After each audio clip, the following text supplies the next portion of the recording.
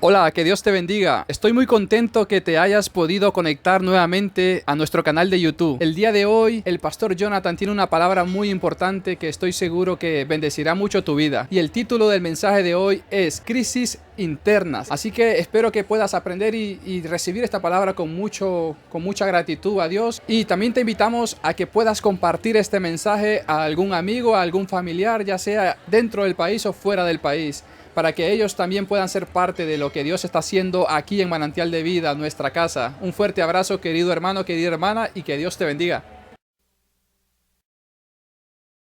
Pues la palabra que el Señor me ha dado para esta mañana es la siguiente. Me ha dado este título el Señor durante la semana, preparando, el Señor me inspiraba a este título. Dice así: crisis internas.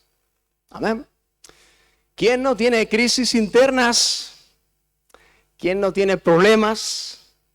¿Quién no tiene dificultades?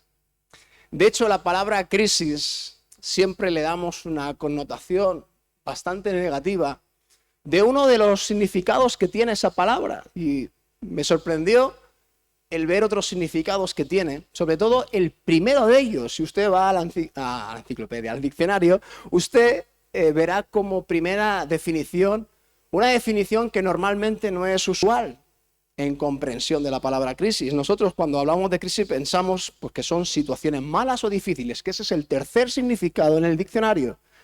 Pero el primero, fíjese lo que dice de la palabra crisis: cambio profundo y de consecuencias importantes en un proceso o situación. Cambios profundos y de consecuencias importantes en algo que está sucediendo en nuestras vidas, por ejemplo. O sea, sé que meditando un poquito en el significado, en el primer significado de esta palabra, no es algo tan malo. Y tener crisis internas, aunque muchas veces uno, ¿cómo decirlo?, atraviesa por un momento delicado, complicado, difícil de superar, amargo, momentos dolorosos. Sí, son momentos de crisis también, pero tiene esos procesos, ¿cómo decirlo?, un motivo y una consecuencia especial. ¿Sabes qué? Yo me atrevo a decir en esta mañana que Dios muchas veces tiene que generar crisis internas dentro de nosotros para que podamos crecer espiritualmente. Y no es enviar malas situaciones o difíciles situaciones por enviar. Y que quede claro y que no haya ningún tipo de confusión: Dios no tienta nuestras vidas y Dios no envía cosas malas por enviarlas, ni mucho menos. Dios no tienta nuestras vidas. Él no es tentador. El tentador ya sabemos quién es. Pero sí que Él permite circunstancias y envía quizá momentos en nuestras vidas. ¿Para qué? Para que podamos realmente reaccionar de quizás una situación en la que estamos viviendo, de acomodamiento, de enfriamiento espiritual, de alejamiento de la presencia del Señor. Tantas y tantas cosas que podemos vivir. Si realmente nos acordamos, por ejemplo, de cómo actuaba durante toda la historia del pueblo de Israel, vemos cómo era un pueblo, el pueblo escogido, el pueblo de Dios, sí, pero un pueblo descuidado. Un pueblo que se alejaba con facilidad de la presencia del Señor. Un pueblo que rehusaba rápidamente de acordarse y de ser agradecido cuando las cosas, por ejemplo, les iban bien. Y yo muchas veces, y muchas veces los predicadores lo hacemos también, ¿no? Utilizamos las historias bíblicas del pueblo de Israel para darles caña también y decir: vaya pueblo que escogió Dios, un pueblo rebelde, un pueblo que no para de alejarse, un pueblo que no para de reincidir en los mismos problemas una y otra vez. Y después, claro, todos a buscar a Dios cuando hay problemas, ahí sí. Pero sinceramente, iglesia, yo creo que nos sentimos tan identificados. No nos podemos aislar del pueblo de Israel en estas condiciones. Nosotros creo que nos tenemos que sentir muy identificados porque nos pasan cosas parecidas. Y volviendo al tema, muchas veces para que reaccionemos y Dios pueda reubicarnos otra vez en el camino, en la verdad y en la vida, que es el camino único de Jesucristo, muchas veces el Señor tiene que sacudirnos, tiene que zarandearnos, tiene que decirnos, hijo mío, ¿qué estás haciendo? ¿Por qué caminas así? ¿Por qué decides estas cosas? ¿Por qué estás pensando? ¿Por qué tienes estos proyectos? ¿Por qué te diriges? ¿Por qué inviertes tanto tiempo en estas cosas? ¿Por qué has descuidado mi presencia? ¿Por qué has dejado de caminar como yo te mandé que lo hicieras? En todo lo bueno, en todo lo honesto, en todo lo que es de justicia. ¿Por qué has dejado de atender mi voz? Y es por eso que creo y siento de que muchas veces esas crisis internas que tenemos son necesarias. Dile al hermano que tienes al lado, ¿sabes qué? Tus crisis son necesarias. Sí, aunque te cueste verlo, reconocerlo o entenderlo, tus crisis internas son necesarias. Y las crisis internas que estás viviendo, déjame decirte, iglesia, que no es para abatirte, no es para destruirte, no es para dejarte por los suelos. Esas crisis internas son para que tú aprendas lecciones de vida y lecciones eternas que te lleven a conocer y a saber más de Él.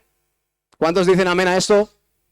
¡Aleluya! Pues gloria a Dios por las crisis. No, nos alegramos por las crisis internas que cada uno de nosotros tenemos. ¡Claro que sí! Le damos gloria a Dios también por esos momentos. Que podamos decir como Job, ¿no? Le alabaremos y le glorificaremos y estaremos en su presencia. Solo en lo bueno no, en lo bueno y en lo malo estaremos con Jehová. Dios dio, Dios quitó. Y no por eso yo voy a desconectarme de la esencia de la vida que es mi creador en mi vida. Todas estas cosas tenemos que poco a poco ir entendiéndolas, asimilándolas y accionándolas en nuestras vidas. Yo quiero que nos vayamos, yo voy a hablar de 3 personajes en esta mañana, 3 personajes que vivieron crisis internas. Seguramente nos podamos identificar en algún momento con alguno de ellos, o con 2, o con los 3, quién sabe, depende del tipo de crisis que estés atravesando y la intensidad de ella. Y podamos irnos al primer personaje que se encuentra en Mateo. Vamos todos juntos a Mateo, capítulo 11, del verso 1 al 6, y encontramos el primer personaje aquí, que es Juan el Bautista. ¿Vale? Vamos a leer así la palabra del Señor y dice: cuando Jesús terminó de dar instrucciones a sus 12 discípulos, se fue de allí a enseñar y a predicar en las ciudades de ellos. Al oír Juan en la cárcel los hechos de Cristo, le envió 2 de sus discípulos para preguntarle: ¿eres tú aquel que había de venir o esperaremos a otro? ¡Wow! Vamos a meternos un poquito en contexto por si alguno está un poco despistado, ¿vale? Pero en este momento Jesús ya se había encontrado con Juan el Bautista en el momento de su bautismo, ¿sí? En ese momento tan especial y sublime, dice que él lo ve de lejos, parafraseo un poquito lo que es la historia de ese encuentro. Y ya Juan el Bautista, reconociendo quién era el que se acercaba, y empezando a declarar a toda su gente alrededor, discípulos y gente que empezaba a creer y a ser bautizado, que he aquí viene el Cordero de Dios. Ahí ya Juan evidentemente tenía una convicción, tenía una revelación de parte de Dios y declara: he aquí viene el Cordero de Dios que quita el pecado del mundo. Él no tiene mancha, Él es puro. Por eso cuando se acerca y le dice Jesús a Juan el Bautista: bautízame, le dice: yo no soy digno, tú me tendrías que bautizar a mí. ¿Quién soy yo? Yo no soy digno ni de desatar el calzado de tus pies. Eres tú. Y Jesús le dice: no, para que las escrituras sean cumplidas, esto tiene que ser así, Juan, y te pido que me bautices. Sujétate, bautízame. Pero fíjese, pasa un tiempo Y de repente viene la aflicción, de repente vienen las malas situaciones, de repente vienen las consecuencias de a veces, muchas veces, vivir una vida cristiana, que siempre estamos hablando, que siempre va a ser una vida más complicada, más difícil, por circunstancias que nos sucedan, que si estamos en el mundo. Si estamos en el mundo siempre comentamos lo mismo. El diablo está contento, está satisfecho, estamos perdidos, estamos alejados del Señor. Y él va a intentar molestarnos lo mínimo posible. Porque sabe que si continuamos así y si finalizamos así nuestra vida, nos vamos con él al infierno en condenación eterna. Ya está, ya tiene el trabajo hecho. Pero ¿qué es lo que pasa con aquellos que el diablo ve y se fija y ven corazones con verdaderos arrepentimientos? Y ven gente que se vuelve a Dios, que se convierte a Dios. Son la gente que quiere atacar, son la gente que quiere destruir. Entonces, evidentemente, nosotros vivimos quizás más y con más intensidad crisis que pueden afectar nuestra fe y pueden afectar muchas cosas importantes en nuestras vidas. A Juan el Bautista, en esta condición, después de pasar el tiempo, después de seguir predicando la palabra, después de cogerlo y apresarlo porque estaba declarando, sí, verdades, pero verdades que dolían. Y según donde se metía, sobre todo con personas de poder, de rango, de autoridad, pues lógicamente su mensaje escocía cada vez más. Así fue que al final lo metieron en la cárcel. Y estando en la cárcel, en esta situación, bueno, claro, es que es difícil meternos en la posición de Juan, ¿no? Pero no eran un día y venga, ya mañana como hoy en día, ¿no? Que hay cualquier reyerta, cualquier cosa y te pueden llevar un día al calabozo y al día siguiente, pues si no hay nada grave, pues te envían para casa. En aquella época no era así. En aquella época, si el gobernador de la región decía a la cárcel y ya te diré cuándo sales, pues saldrás cuando yo te diga. Y aquí la palabra, y sabemos que Juan no estuvo ni 1 ni 2 días. Estuvo en la cárcel por muchos días. Él, me imagino, que empezó a tener sus crisis internas particulares. ¿Por qué? Porque a mí me sorprende mucho que después de haber tenido ese encuentro con Jesús, después de haber tenido esa revelación dada por el Padre, esa convicción y esa fe y esa seguridad de que el que venía era el Hijo de Dios, el Cordero que quita el pecado del mundo, de repente desde la cárcel envía a 2 de sus discípulos a decir, ¿eres tú el que habías de venir o esperaremos a otro? A otro. ¡Wow! No tuvo que ser fácil lo que tuvo que vivir Juan desde la cárcel. Tuvo que ser algo complicado. Quiero leerte una reflexión que tengo apuntada aquí. Las pruebas sufridas por amor de Cristo, si continúan sin alivio por largo tiempo, resultan a veces tan insoportables que nublan la visión del Espíritu. Estas cosas nos pueden suceder. Dice, la duda con frecuencia anida en el trasfondo de los creyentes y llega a golpear con tanta fuerza en horas de tentación, como vivió Juan en la cárcel, que las verdades más fundamentales que parecían bien asentadas en la mente y en el corazón llegan a ponerse en interrogante en la pantalla de la conciencia psíquica. ¿Será verdad, Dios, que tú eres el Mesías? ¿Será verdad, Jesús, que tú eres aquel que había de venir? ¿Cómo puede ser? Si tú tendrías que ser nuestro libertador y yo estoy aquí en prisión entre cadenas. Si yo soy aquel que iba a preparar camino para tu venida y para dejarte todo preparado para la manifestación de tu poder, para la libertad de los cautivos del pueblo de Israel sobre el imperio de Roma. ¿Serás tú, Jesús? ¿O esperaremos a otro? Juan el Bautista, sin duda alguna, tuvo su crisis interna.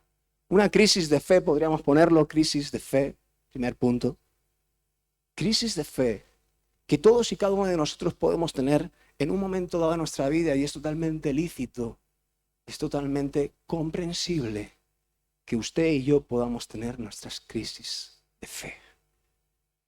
Esto no es para flagelarse, esto no es para decir, ¡buah, que me estoy yendo de vareta!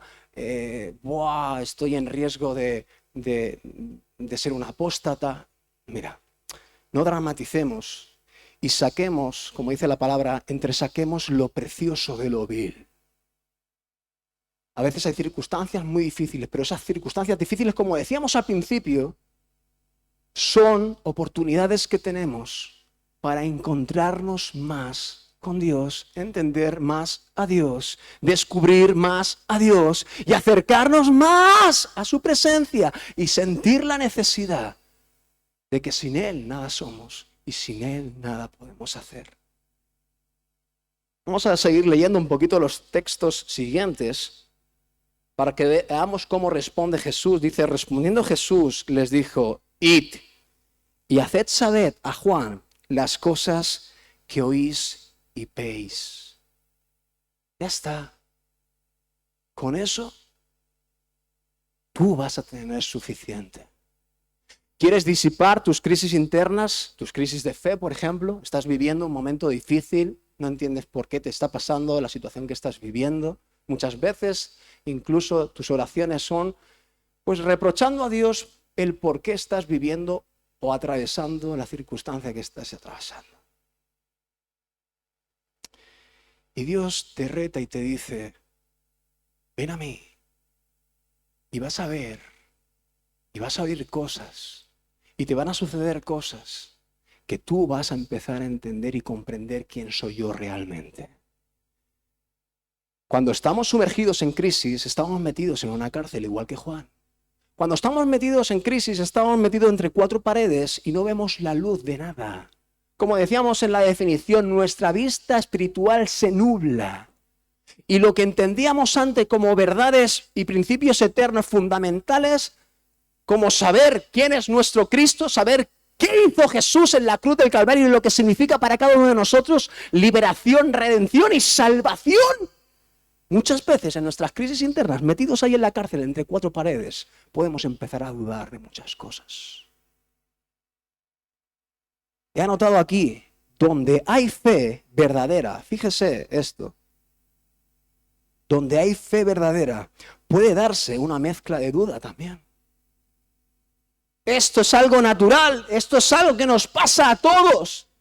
Esto es algo que tenemos que ver y reconocer, pero no sentirnos mal por ello, sino darle el sentido a las cosas y revertir la maldición de la duda que te puede llevar a la apostasía, revertirla en una experiencia con Dios que te eleve a creerle más a Él y te eleve a confiar más en su presencia. ¿Cuántos dicen amén a esto? ¡Aleluya! Es así. Dice Romano Guardini, un hermano, dice lo siguiente respecto a esto que estamos hablando. Dice, fe es también la capacidad de saber soportar dudas. Fe también es capacidad de soportar dudas. En el momento de debilidad, en el momento de crisis, en el momento donde estamos encerrados entre cuatro paredes y no vemos la luz de muchas cosas y no comprendemos muchas cosas y no paramos de reclamar a Dios. ¿Y por qué? ¿Y por qué esto? ¿Y por qué lo otro? ¿Y por qué tarda tanto en solucionarse esto? Porque a veces también nuestro dolor nos alivia. ¿Por qué? Porque resulta insoportable, como decíamos antes, resulta insoportable que las pruebas a veces duren tanto y nos acabamos agotando, nos acabamos cansando. Y nuestra fe cada vez, y nuestra confianza en Jesús cada vez merma más. Y la duda que estaba ahí en el trasfondo de nuestro interior cada vez toma más protagonismo. Y empezamos a cuestionar muchas cosas. Ojo con esto, iglesia. El Señor quiere librarnos de nuestras crisis internas para que podamos elevarnos a otros niveles de comprensión y maduración espiritual y conexión con nuestro Dios verdadero.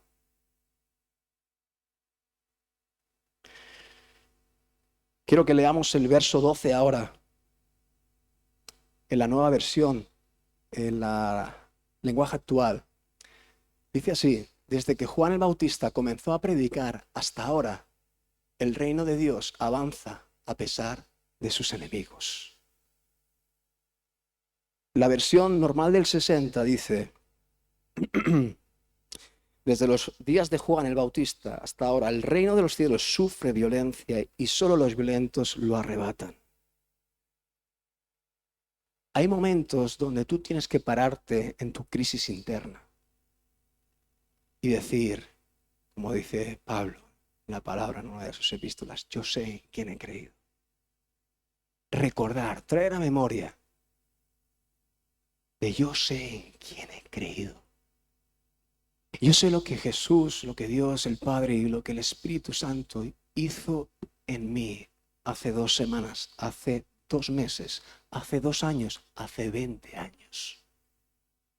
Aunque fuera la última vez que Dios se manifestó de forma gloriosa en tu vida, hace 20 años, pero ¿sabes qué? Recuerda lo que Dios hizo en tu vida, que impactó tu vida y tu corazón hace 20 años. Y en ese momento recobrarás otra vez la fe y la confianza. Recobrarás algo que no va a venir de ti, no lo vas a conseguir por tu propio medio, porque la fe es don de Dios también, ¿sabes? La fe es un regalo que el Señor te da, pero tú tienes que buscarla, tú tienes que desearla, tú tienes que pedirla, tú tienes que encontrarla. Porque la fe y la confianza en Jesús muchas veces se debilita en tu vida. Yo quiero decirles que si yo estoy aquí hoy, firme delante de la presencia del Señor, es absolutamente porque la gracia de Dios me ha sostenido. No puedo decirle otra cosa, ese es el resumen de mi vida. Si yo soy lo que soy, si yo he conseguido superar mis crisis internas a lo largo de mi vida y me han llevado al lugar donde estoy, para mí es el lugar más privilegiado, este de aquí, ser miembro de la familia de mi amado Dios. Yo aquí me siento feliz, dichoso y seguro, sabiendo de que Él es mi Padre y todos vosotros mis hermanos. Ya está, yo lo tengo todo con eso. Yo estoy preparado para vivir esta vida luchando y trabajando mucho para el Señor, para que un día la esperanza de gloria llegue y nuestros cuerpos sean glorificados y ascendamos todos a la presencia de Dios y vivamos eternamente, como cantábamos antes, libres ya del llanto, del dolor, de las enfermedades y de la muerte. Vivimos para eso, iglesia. Vivimos para eso. Pero para llegar a eso, tenemos que salir de las cárceles. Tenemos que salir de nuestras crisis.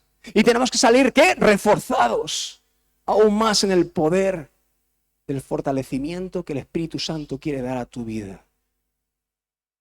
Continuamente, si usted recuerda a Jesús, en la formación con sus discípulos les decía muchas veces: hombres de poca fe, hombres, ¿por qué dudasteis? Hombres, estoy cansado ya de estar entre vosotros porque es increíble. Estoy haciendo de todo y de repente pasan los días y parece que os olvidáis de lo que he hecho en medio de vosotros y seguís dudando y teniendo desconfianza de mí. ¿Seremos nosotros mejor que sus discípulos? Le pregunto, iglesia, ¿seremos nosotros mejor que el pueblo de Israel? ¿Seremos mejor nosotros? ¿No nos pasa a nosotros también estas cosas? Por eso qué hermoso ejercicio el que el rey David en uno de sus salmos dice cuando dice y declara: no olvides ninguno de sus beneficios. Porque si tú y yo somos personas que no olvidamos, sino que recordamos, nuestra fe ahí es alimentada, nuestra fe es nutrida, nuestra fe es fortalecida. Y nuestra fe se afirma de tal manera que podemos seguir adelante de una forma firme. Como le decía, yo estoy aquí sostenido por la gracia de Dios. Yo me acordaba mientras preparaba este mensaje cómo Dios restauró, por ejemplo, en un momento de mi vida, mi relación matrimonial con mi mujer. ¿Saben qué? Yo tuve crisis fuertes, internas y externas. Lo tuve de todo con mi mujer. Esto ¿Le sorprende? No. Esto nos pasa a todos los matrimonios. Por eso, que nadie se sorprenda por el fuego de la prueba que viene sobre nosotros. O sea, todas las cosas nos suceden de forma similar a todos los que estamos aquí. Todos estamos sujetos a una misma vida y a unas mismas tentaciones y unas mismas experiencias de vida. Y le digo, recordaba, ¡fua! Digo, madre mía, fueron momentos intensos, fueron momentos difíciles.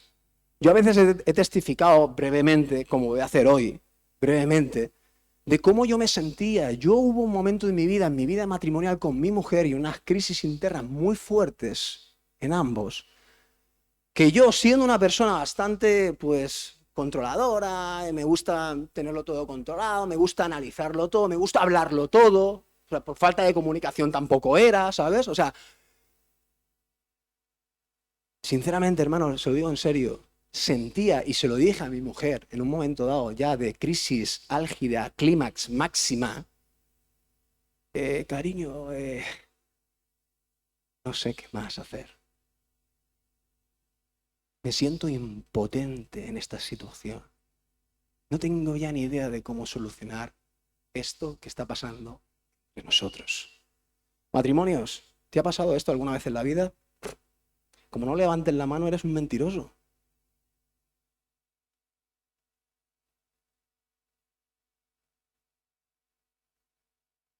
Una de las más grandes aventuras complicadas y difíciles de atravesar es vivir la experiencia matrimonial de éxito aquí en la tierra. Yo lo considero así. Es una de las aventuras más extraordinarias y más difíciles de conseguir, superar en éxito, en felicidad, en vivir en armonía, en amor, en fidelidad. Es una de las más grandes. Que si usted y yo lo conseguimos, yo también digo, es una de las satisfacciones más grandes que uno puede vivir y una forma de recrearte como ser humano que somos en esta vida, porque al final es lo que Dios estableció. Para eso Dios también nos creó. Y no nos creó solos, sino que creó a la mujer. ¿Para qué? Para que conjunto con ella podamos ser una familia. Y ese es el diseño de Dios y es por eso que hacemos retiros matrimoniales, porque vemos la importancia de que los matrimonios alcancen, ¿qué? Alcancen a vivir como Dios quiere que ustedes vivan, en armonía, en paz y en amor. Pero qué difícil se nos hace muchas veces, ¿sí o no? ¿Sí o no? Se hace complicado. No es nada fácil. Caracteres muy distintos uno de otro. Yo, por ejemplo, culturas muy distintas una de otra. Yo español, ella colombiana. Al final, todo es muy distinto. El acople, la adaptación de muchas cosas. Hasta de la propia comida. O sea, yo menos mal que tengo buena boca, ¿sabes? Y yo como de todo, pero conozco a matrimonios que son más delicados para comer y hasta la propia comida es motivo de conflicto. Hermanos, relajémonos un poquito. Y dejémonos en las manos del Señor, que Él vaya tratando con amor, con paciencia nuestras vidas. Y tener un corazón moldeable. Porque le digo, la experiencia matrimonial en Dios, es exquisita, es tremenda, es hermosa, se disfruta, ¡buah! Pero yo he tenido que sufrir mucho.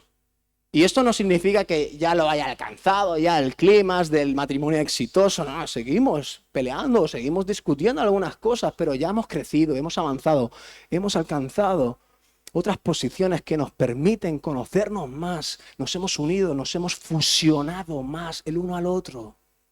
Y ya es otra cosa. Las peleas de ahora o las discusiones de ahora no tienen nada que ver a las de antes. Y sobre todo la trascendencia y las consecuencias de cómo eran antes ahora no tienen nada que ver. Porque Dios está haciendo su obra, tanto en la mujer como en el hombre. Y si tú dejas en tu matrimonio que Dios lleve un proceso, un trato en tu vida, que Dios meta sus manos en tu vida y en la vida de tu mujer, hermanos, le digo, que van a disfrutar de cosas tremendas en su matrimonio. ¿Cuántos dicen amén a esto? ¿Cuántos desean disfrutar de un matrimonio de éxito? Claro que sí, todos nosotros. Pero hay que ponerse a trabajar y hay que dejarse en las manos del Señor. Amén. Quiero leer un último versículo para terminar este primer personaje que se encuentra en 1 de Pedro 1:7, la Nueva Traducción Viviente. Dice así la palabra: estas pruebas demostrarán que su fe es auténtica. Está siendo probada de la misma manera que el fuego prueba y purifica el oro. Seguimos un poquito más. Aunque la fe de ustedes es mucho más preciosa que el mismo oro, entonces su fe, al permanecer firme ante tantas pruebas, les traerá mucha alabanza, gloria y honra en el día que Jesucristo se ha revelado a todo el mundo. Amén. Lo que decíamos antes, nos preparamos para ese día. Pero mientras nos preparamos, usted y yo somos puestos a prueba. ¿Para qué? Para que nuestra fe en Él, nuestra confianza en Él, sea algo auténtico, genuino, que no es efímero, que no es pasajero, que somos de una fe no perecedera, sino eterna. Porque es don de Dios, es algo que hemos recibido de Él y lo hemos guardado, y lo hemos atesorado, y lo hemos llevado a una máxima potencia. Hemos generado que esa fe fructifique en nosotros. Amén. Quiero que nos vayamos al segundo personaje en esta mañana. Y ese segundo personaje que también sufrió sus crisis fue Jeremías. ¿Cómo no acordarme del profeta Jeremías, no? Pobrecito él. Profeta Jeremías, ahora lo vamos a ver, ¿no? Una persona en su personalidad bastante inestable, en sus emociones. Y esto seguramente muchos de nosotros nos podamos sentir identificados, ¿no? Cuando vienen los problemas, cuando vienen las situaciones que apretan. ¿Cómo nos cambia el carácter, no? ¿Cómo se nos agria el carácter? ¿Cómo de repente de estar bien con tranquilidad, con amabilidad, con buen trato, ¿sabes? Viene la prueba, viene el momento donde te incomodan por cualquier cosa y tu carácter es transformado, modificado. A Jeremías le pasaba mucho esto. Había momentos donde la cosa estaba tranquila, afable, pero en muchas ocasiones el pueblo se le rebotaba por lo que Dios le mandaba que les dijera, y muchas veces eran palabras exhortativas, palabras que generaban crispación al pueblo.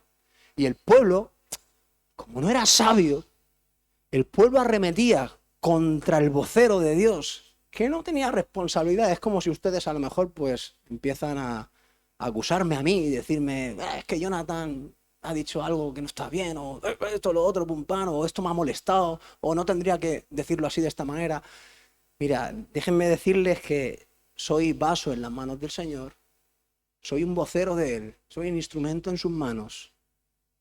Y si algo tiene que preguntarle, pregúnteselo al Señor. Si hay ofensa en usted sobre lo que yo hablo, déjenme decirle que procuro con diligencia y procuro siempre con todo mi temor hacia el Señor no hablar palabras mías, no palabras que Dios me ha dado primero.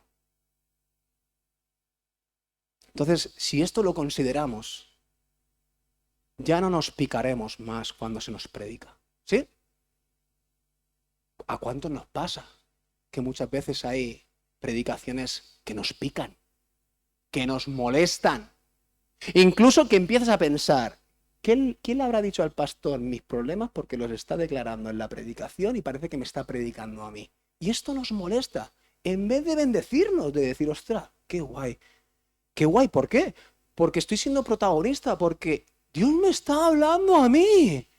Y me da igual que se lo haya chivado a alguien al pastor o no. Da igual, Dios me está hablando a mí. Eso es para mí, lo recibo, es para mí. Quiero crecer, quiero tener un corazón moldeable, quiero adaptarme a los regaños, a las reprensiones, a la palabra de exhortación que venga sobre mí. ¿Por qué? Porque Él quiere que yo avance y crezca y pueda aprender más cosas. Pero la mente humana, somos así, iglesia, somos así. La mente humana siempre está pensando mal. Siempre estamos indisponiéndonos porque si la palabra es un calco para mi vida, porque alguien se lo chivó. Y si la palabra no tiene nada que ver con lo que yo estoy pasando, le criticamos también al predicador. Pues mira, a ver si el predicador es más inspirado por Dios, porque lo que ha dicho hoy no tiene nada que ver con lo que yo estoy viviendo. Y al final, tío, ni una cosa ni la otra, y siempre hay queja, siempre hay reproche. En Jeremías le pasaba esto. Veía las reacciones del pueblo y se calentaba, y le influía. Y ahora lo vamos a ver. Quiero que leamos en Jeremías. Vamos a todos juntos a Jeremías.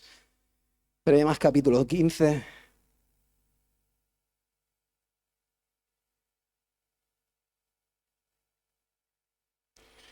Voy a leer rápido hasta los versos más importantes. Dice, desde el verso 15, dice, tú lo sabes, oh Jehová, acuérdate de mí y visítame y véngame de mis enemigos. Ostras. El Señor lo hará en su momento, pero es que no hace falta, sinceramente. Cuando usted es ofendido, no hace falta que le diga al Señor, véngame de tus enemigos. Y aquí es suavito, Jeremías. Hay otros textos donde es tope de agresivo, ¿sabes? Y manda directamente maldiciones sobre el pueblo incrédulo. ¿Saben qué? Esto no nos compete a nosotros. Esto le compete al Señor. Hacer su justicia en su tiempo y en su momento, según los procesos de cada persona. Pero usted concéntrese en sí mismo. No me reproches en la prolongación de tu enojo. Sabes que por amor de ti sufro afrenta y siempre nos ponemos, sabes Dios lo que estoy haciendo por ti. Uf. Bueno, voy a seguir leyendo porque es que de cada versículo podría explicar un montón de cosas. Fueron halladas tus palabras y yo las comí y tu palabra me fue por gozo y por alegría de mi corazón. Pero porque por tu nombre se invocó sobre mí, oh Jehová, Dios de los ejércitos. No me senté en compañía de burladores, ni me engreí a causa de tu profecía. Me senté solo porque me llenaste de indignación. Entonces aquí los versículos importantes que quiero resaltar. Él estaba mal. Él tenía su crisis interna. Él veía como el pueblo no reaccionaba y siempre iba en contra de él. Hubo una historia que leí, más adelante se encuentra en el capítulo, creo que 18, a partir del 18 versículo también, que incluso el pueblo se rebotó tanto con Jeremías que querían cortarle la lengua. O sea, llegaban a puntos bastante extremistas. Imagínense, ¿no? Que un día pues le ofendo y planificáis entre vosotros, pues, con un cuchillo cortarme la lengua. Tú ya no vas a predicar más. ¿Eh? Es fuerte, ¿no? Y es un poco insólito, un poco difícil de entender, ¿no? Pero esto le sucedió a Jeremías. O sea que al final puedes llegar a entender, ¿no? Las luchas y las crisis que tuvo que pasar este profeta. Entonces él declara, en el 18 dice, ¿por qué, Señor? ¿Por qué? ¿Por qué? ¿Por qué? ¿Por qué fue perpetuo mi dolor?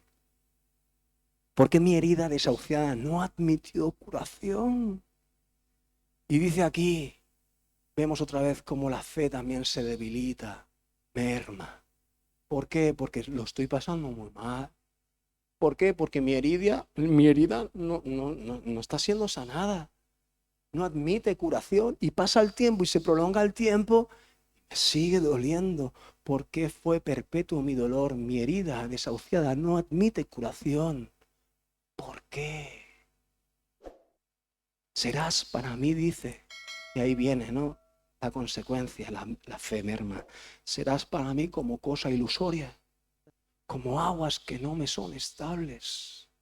¡Wow! El gran profeta Jeremías, el apartado desde el vientre de su madre y muchas cosas, vive momentos también difíciles de crisis. Hasta los santos más experimentados necesitan ayuda, consuelo, comprensión, para fortalecer su fe y equiparse con toda la armadura de Dios para recibir los embates de la tentación de la infidelidad. ¿Por qué?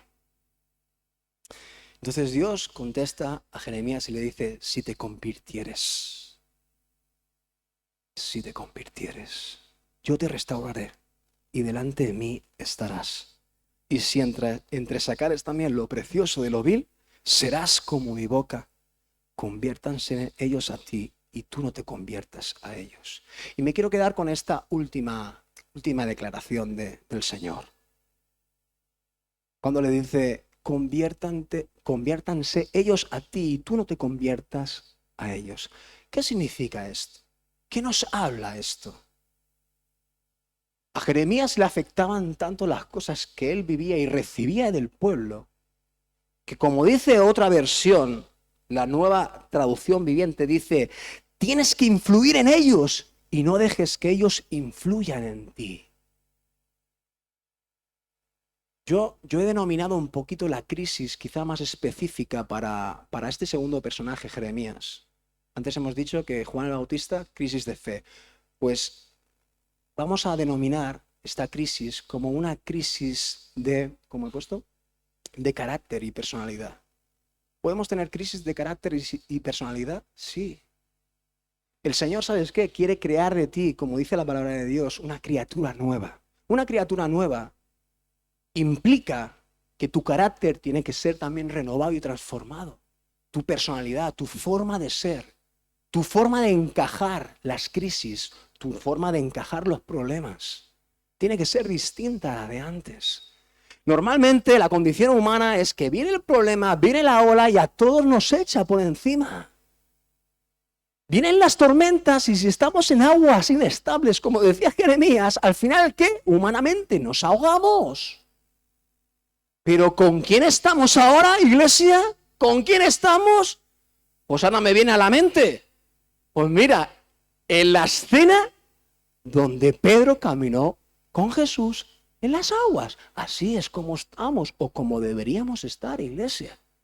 Que a pesar de las tormentas, a pesar de las olas, a pesar de la tempestad que pueda venir sobre tu vida, tú estás caminando sobre las aguas de la mano de Jesús. Y ya puede venir lo que venga, da igual. Que tú permaneces firme y tú no te ahogas. ¿Cuántos dicen gloria a Dios a esto? ¡Gloria al Señor! ¡Claro que sí! Podemos tener crisis de carácter y de personalidad. ¿Por qué? Porque no nos hemos dejado aún transformar y renovar por lo que Dios quiere hacer en ti. Y piensa en esto, en tu forma de ser, en tu carácter, en tu personalidad. Dios quiere darte una renovación ahí. Tú vas a seguir siendo tú, pero tú seguro, tú estable, tú firme. ¿Por qué? Porque estás en Él. Y ya las cosas que te preocupaban antes, ya no te preocupan ahora. Las cosas que le dabas importancia o relevancia, o que te daban consecuencias tan negativas que te dejaban por los suelos, ahora estás en una condición que no es por tu mérito, que no es por mi inteligencia ni mi sabiduría, es porque simplemente voy de la mano de Jesús y me siento seguro y tranquilo. Entonces mi carácter, aunque soy yo y sigo siendo yo, pero Él está en mí y todo lo que me afectaba antes cuando estaba yo solo, ahora ya no me afecta. Porque el Señor toma protagonismo de mi vida y no genera que hayan crisis que machaquen. Cosas como, por ejemplo, como dice la palabra, ¿no? Personas de doble ánimo, ¿no? Personas de doble ánimo, inconstantes en todos sus caminos.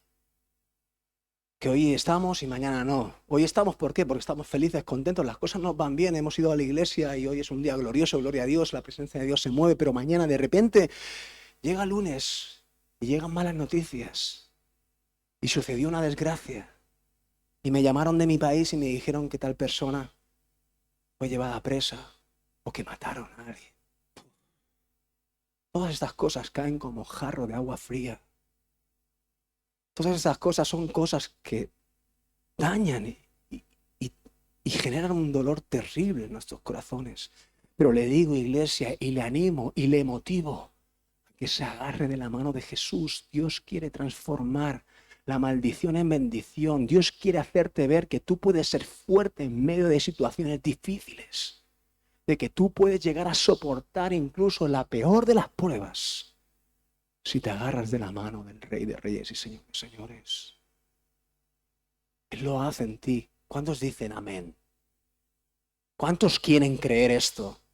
Sí, Señor, todos tenemos necesidad de creer estas cosas porque todos lo pasamos mal, porque todos sufrimos, porque todos tenemos crisis internas, sean de fe, de carácter, de personalidad, o como el último, bueno, no me quiero ir al último aún porque quiero leer un último versículo, Filipenses 4, del 8 al 9, nueva versión, nueva traducción viviente, dice: y ahora, amados hermanos, una cosa más para terminar, concéntrense. Al final, mira, cuando tú te dejas influenciar por los demás, como le pasaba a Jeremías,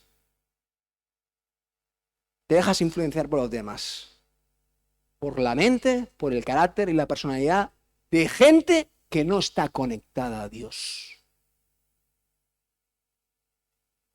Y te vuelves, como dice la palabra, como ellos. Te dejas influenciar y te conviertes a ellos. Aquí el primer paso no lo podemos ignorar. Que fíjate lo que dice, lo primero que dice es: si te convirtieres. No dice a mí, pero a eso se refería. Jeremías, tú estás ahora entre dos aguas. No sabes, hay una inconstancia en tu mente que no sabes si dejarte dominar por aquellos que hacen el mal o por realmente alcanzar la gracia, la seguridad y la confianza que yo te puedo dar. Es en ese mar de confusiones donde muchas veces nos hallamos, donde no sabemos para dónde tirar. Sí, Dios, sé que tú eres lo que me conviene, pero me está afectando tanto lo que me está pasando, que me estoy dejando arrastrar. No te conviertas a ellos, no te conviertas a ellos, sino que ellos se conviertan en ti, a ti. Pero escúchame, antes de que ellos se conviertan a ti, antes de que tú puedas influenciar en ellos para que se conviertan a ti, antes tú conviértete a mí, porque estás entre dos aguas, porque no tienes las cosas claras, porque te están nublando espiritualmente las circunstancias malas que estás viviendo. Y no estás dando un buen ejemplo, no estás dando una buena referencia, no estás siendo una persona sensata ni sabia en Dios. Estás entre dos aguas. Crisis de carácter y personalidad. No sabes quién eres. Crisis de identidad. Antes de que ellos se conviertan en ti, que tengas la buena referencia de que tú antes te hayas convertido realmente a Él. Amén. Gloria a Dios. Entonces, concéntrate. ¿En qué? No en lo que te dicen, no en lo que te quieren influir, no en los problemas que vienen a dañarte ni a confundirte en la mente y en el corazón, sino concéntrate en todo lo que es verdadero, todo lo honorable, todo lo justo, todo lo puro, todo lo bello, todo lo admirable. Piensen en cosas excelentes y dignas de alabanza. Iglesia, hemos leído muchas veces este verso. ¡Qué poco lo practicamos! Concéntrate en todo lo bueno. La palabra de Dios en otros textos dice: retén todo, ¿no? O sea, escucha todo, algo así, ¿no? Dice: retén lo bueno, desecha lo malo. Desecha lo malo. Este ejercicio tenemos que hacerlo mucho, iglesia. ¿Por qué? Porque lo malo se quiere venir a pegar a nosotros todos los días y a cada momento. Todos los días y a cada momento se quieren venir a pegar cosas en nosotros. Ahora, si usted se concentra en todo lo bueno, todo lo verdadero, todo lo honorable y todo lo que hemos leído, que vienen a ser las cosas excelentes que Dios quiere que nos concentremos en ellas, dice la palabra de Dios que Dios va a estar con nosotros. Dice así: no dejen de poner en práctica todo lo que aprendieron y recibieron de mí, todo lo que oyeron de mis labios y vieron que hice. Entonces el Dios de paz estará con ustedes. Amén. Bueno, y el tercer personaje es el siguiente. Job. ¿Job pasó crisis? Job, claro que sí. Job, y tanto.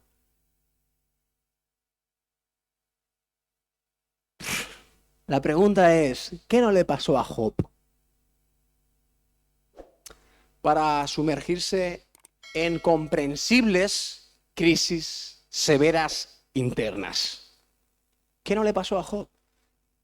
Si alguien no conoce la historia, simplemente decirle que Job, siendo una persona rica, abundante y con una familia hermosa y una persona conectada a Dios de una forma hermosa y bella, tales palabras Dios profesaba de Job diciendo, ahí,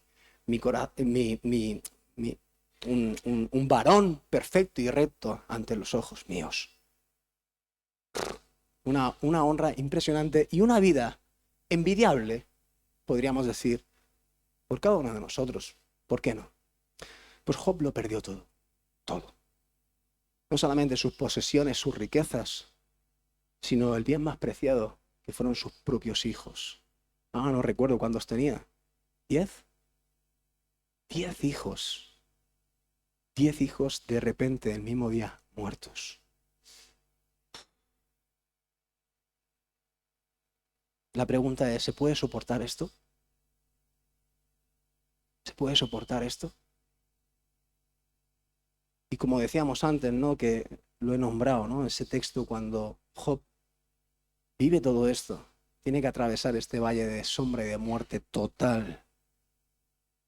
Y declara y dice, Dios dio y Dios quitó, alabado sea el Señor. Bendito sea su nombre.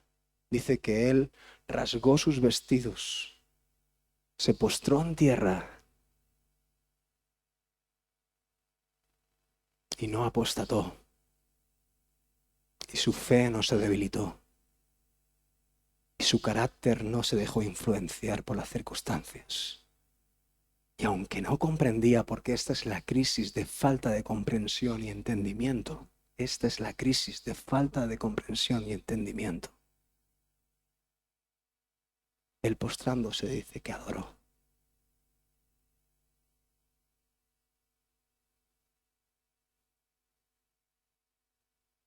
Lo que tú quieras, Dios.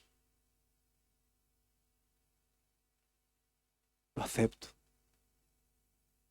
Respeto. Y por mucho que sea mi dolor, por mucho que sea mi sufrimiento, yo sé quién he creído. Yo sé quién eres tú para mí, qué significa para mí. Tú me has dado. Tú, por lo que sea, yo no lo entiendo, yo no lo comprendo. Tú hoy has querido quitar. Alabado seas tú. Me sujeto a tu voluntad. Tú sabrás por qué. Yo no quiero hacer mucho énfasis más en la historia. La historia es muy larga, la puedes leer en casa. Pero sí que quiero leer los últimos versículos, declaraciones que él hizo en Job 42.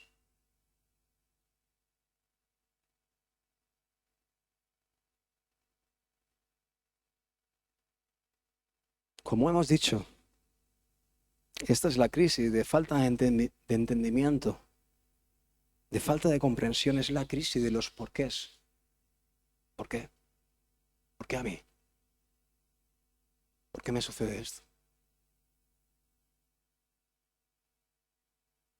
¿Por qué ha pasado tanto tiempo y sigo igual?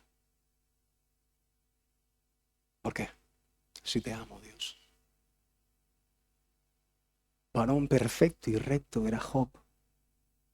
No era una persona que se estaba equivocando, como por ejemplo los religiosos del tiempo de Jesús, los fariseos, tumbas blanqueadas por fuera, pero estaban podridos, estaban muy alejados de Dios, de la esencia del verdadero Dios, de encontrarse con la presencia del Señor, muy lejos. Pero Job no, varón perfecto y recto delante de mis ojos. Ese es Job. Y el varón perfecto y recto y admirado por Dios en los cielos, por todos sus hijos, tuvo que atravesar esto. Pero ¿saben qué?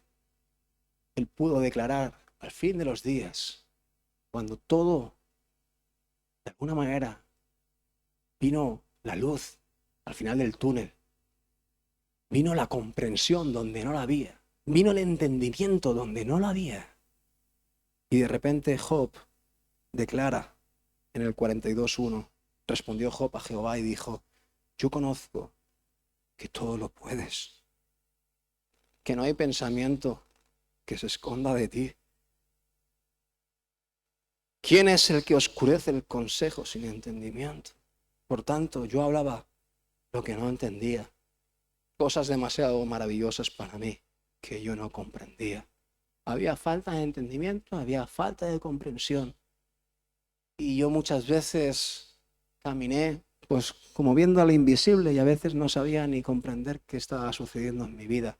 Tuvo muchas crisis Job. Y tuvo muchas tentaciones Job. Su propia mujer, que fue la única que quedó viva, quedó para tentarle como si fuera el mismísimo Satanás, diciéndole: mira, Job, maldice ya a tu Dios y muérete ya. Eres un desgraciado de la vida. Las cosas te han ido de lo mejor a lo peor. ¿Este es el Dios que te ama? ¿Este es el Dios que te cuida? ¿Este es el Dios que te protege? Dice ya a tu Dios y muérete, que estás muriéndote ahí del dolor con la sarna que te ha venido sobre tu cuerpo. ¡Wow! Duro. Una tentación brutal. Añádale la crisis interna particular que tenía de falta de comprensión y entendimiento de por qué me han pasado todas estas cosas, a que tu propia mujer, tu cónyuge, tu ayuda idónea, te diga esto. Es para flipar. Para flipar. ¿Sí o no?